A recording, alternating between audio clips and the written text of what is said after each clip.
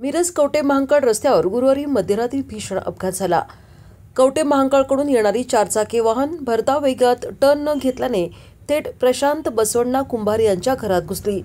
धडकेचा आवाज प्रचंड मोठा होता। त्यावेळी घरात एक वयस्कर आजी आणि 2 मुली झोपलेल्या होत्या। सुदैवाने मोठी जीवितहानी टळली असली तरी घराचे मोठे नुकसान झाले आहे।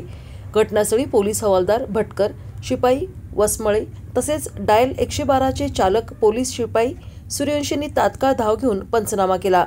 स्थानिक माजी सरपंच तानाजीराव पाटील, उपसरपंच बच्चूदादा चाळके, अंकुश एकुंडे, सुरेश कोळेकर, सोन्या सचिन निंबाळकर, राहुल जाधव, चेतन कांबळे यांच्यासह गावकरी मोठ्या संख्येने घटनास्थळी उपस्थित होते। अपघातग्रस्त वाहनातून बेकायदेशीर गायीची वाहतूक होत होती।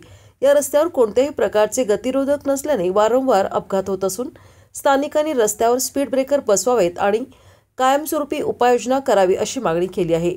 अपघातानंतर ड्रायव्हर फरार झाला असून पोलिसांनी त्याचा शोध सुरू केला आहे। या घटनेमुळे परिसरात भीतीचे वातावरण पसरले आहे।